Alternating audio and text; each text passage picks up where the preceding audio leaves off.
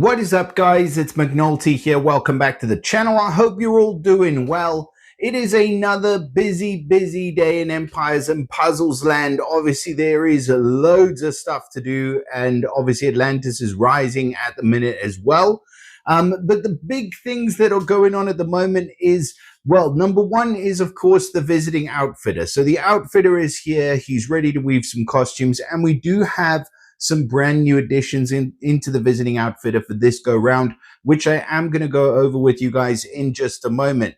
But the other big news is what has dropped in our inboxes today, which is this: the constructor getting an update. And I will take the free goodies before we get into it. But the biggest thing is that our beloved number one in the nature heroes of all time hero Psylosis is being nerfed, and the nerf hammer is dropping, and they haven't given us much of a clue of exactly what is going to happen, but we do know that Psylosis is being nerfed. So obviously we were right to pick him as the number one nature hero.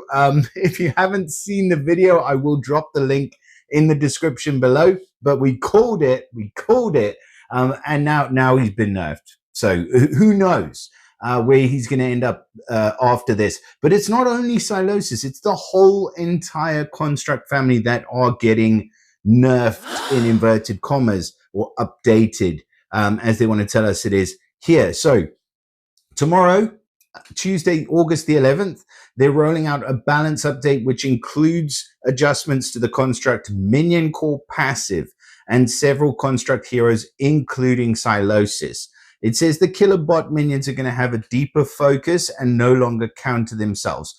Basically, what that means is that the killer bot minions are no longer going to destroy minions and damage mega minions. As far as I'm reading into it, that is the only possible way that they could potentially be countering themselves. Psylosis is going to receive a targeted change to be less dominant among other top heroes, and the constructs released since then will be buffed a little to be in the same power range. Which is also awkward, because if he's not the most recently released construct hero, you had Featherweight who came just after him. But it may well mean that we look at some other potential buffs for the construct heroes. And now it says to go in, read the more info thing. You can sort of read through this, but to be honest, it doesn't give you a huge idea of exactly what is going on. If I scroll down here, they're saying it's been a while since the March balance update. I feel like there should be literally no balance updates. If we're totally honest, you should just release the heroes as they're supposed to be. I know that there need to be balance updates from time to time, but I feel like this one with Psylosis does feel a little bit OTT. So it says here that when a hero or skill does too many things at once, it may seem powerful, but it's robbing players of the opportunity to make a meaningful tactical choice that balances risk and reward. I would beg to differ with that, because everybody who plays the actual game, not the developers, everybody who actually plays the game and grinds day in, day out, trying to get a 5-star hero, knows how freaking rare it is that you land on one. When you do eventually pull one, they said 3,000 players pulled Psylosis. Maybe 500 of those players may have been free-to-play players that just dropped a couple coins and got Psylosis just out of the blue. And now you are dropping a nerf hammer on him. That might be the first 5-star hero they've got in like a month or 2 months, or the first decent one they've got in 6 months.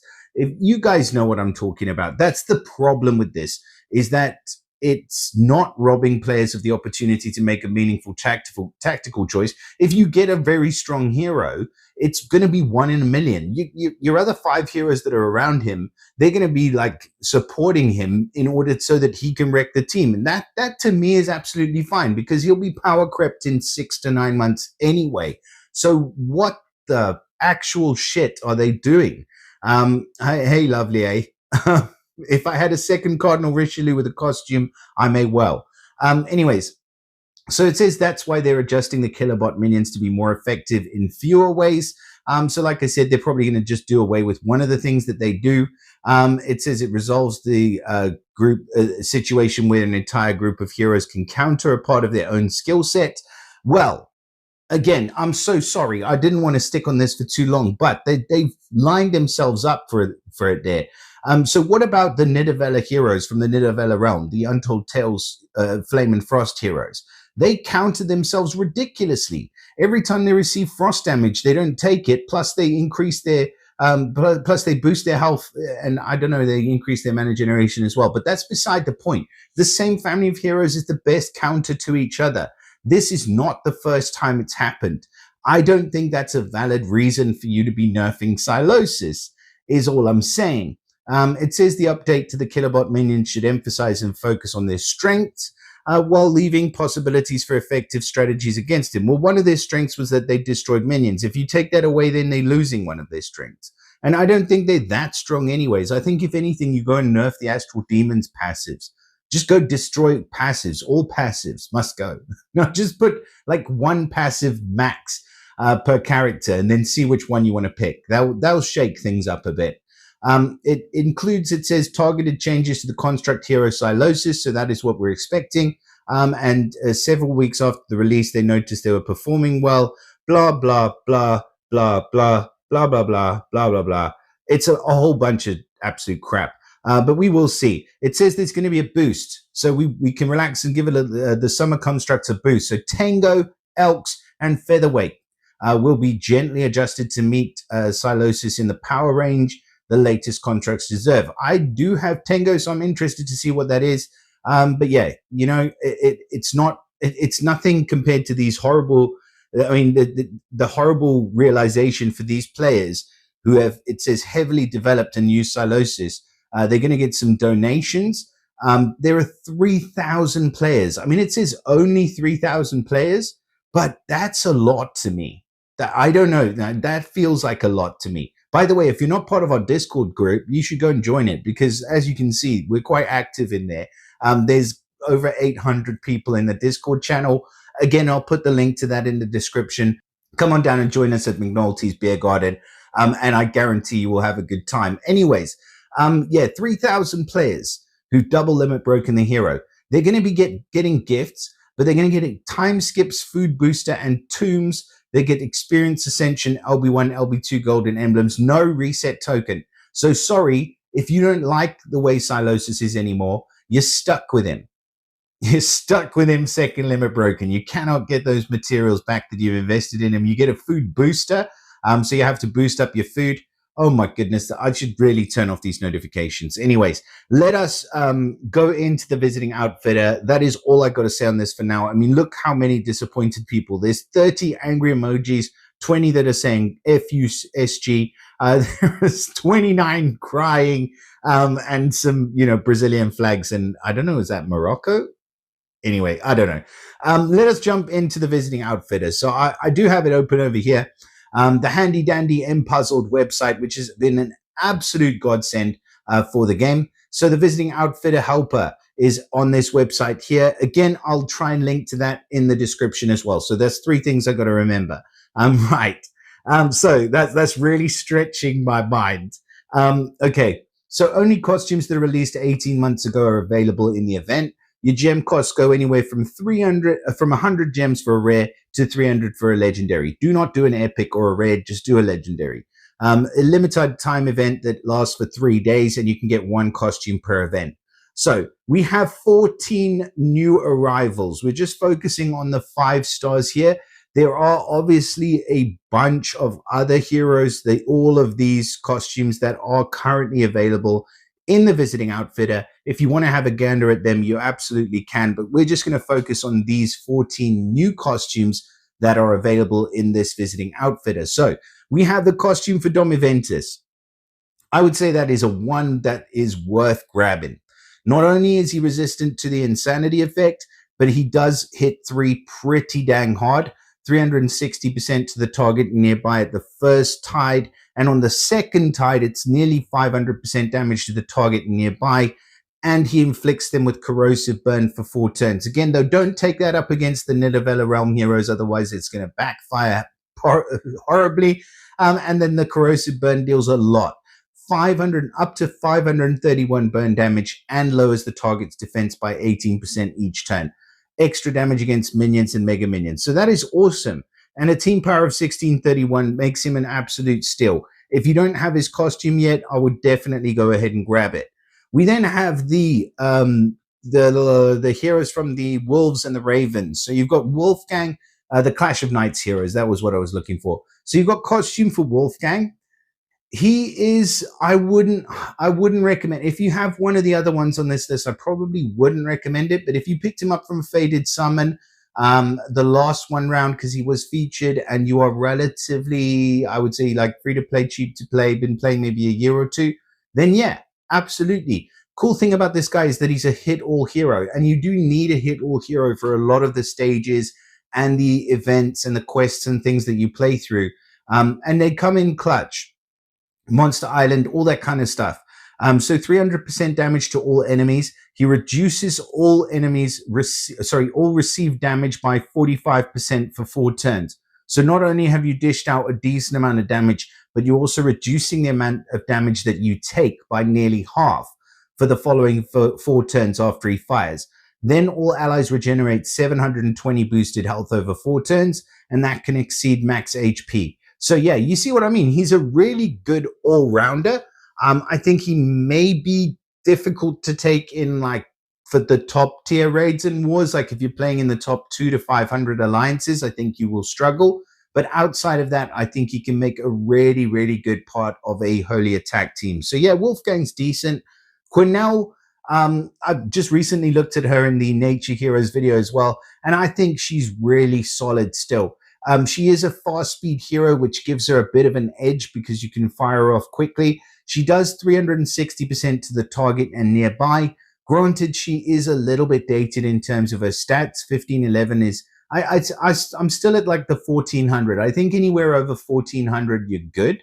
1500 should probably be good until maybe like January, February next year, and then she'll start dropping off as far as usability is concerned, probably, is my thought.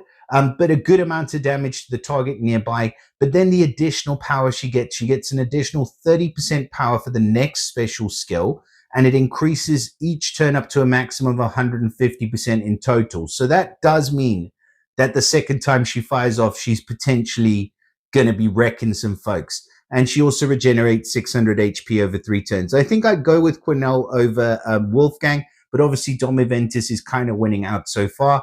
We have the addition of glass costumes. Now, this is probably how I'm going to go, and a lot of people are going to go, because the Season 1 heroes, they kind of keep getting costumes. They've got the stylish ones going now. They may even have something else after that, God forbid. I hope they don't. I hope they just continue with the other seasons, man. I've had enough of costumes by now. But the fact of the matter is, you got a hero like this whose team powers is showing at 1750, but that is going to be with the stylish costume. With the glass, it's about 1600-ish, but still very, very powerful. And, you know, Sartana's a decent sniper to the target. She's got the bypass from the glass effect. And then the target receives some poison damage over 3 turns. And then with Vivica, she's probably going to be my choice just because I have her Toon costume leveled. And for me, if I get the glass costume, it'll be pretty easy to get her done. I don't have the stylish one, but you know what? Like if it, eventually when it comes up, I'll be able to do the same thing. And that's the point. 55% health recovery for all, 60% defense for all. Holy allies reflect status elements and negative stacks for 2 turns. So obviously makes a good part of a holy attack team, not so much in regular wars, but more in the Rush War format. And then she cleanses status elements from all allies as well. So like she's not a jack of all trades, but she's a jack of quite a few. So yeah, Vivica's good. Richard's probably going to be the prize out of this one. I must say, if you do have his Toon and you don't end up going for the glass, then I don't know what you're thinking, because he is like a stunning hero. 575% damage to the target, minor to nearby. Bypasses defensive buffs again with the glass effect. And the target and nearby get negative 30% attack. Like, he's such a great attacking hero. He just literally smashes everyone to pieces. And that's all you need. That's all you want. You've got Aslar. Again, I don't know why it came up with like so many costumes. That is literally the amount of costumes that he has. Did you see that? I can't get it back now. Oh, damn. Anyways, it's a lot. Glass Aslar, he's going to wreck the field as well. 365% to all, bypasses defensive buffs. You know, obviously, with that huge attack stat, it's going to hurt. And then he dishes out 966 burn damage over 3 turns. Like the 5-star version of Colin. Absolutely love him. He's brilliant. So yeah, any of the glass costumes will be good from this bunch. You've got Lubu's costume. I'm not completely sold on any of the older War of Three Kingdoms costumes, to be honest.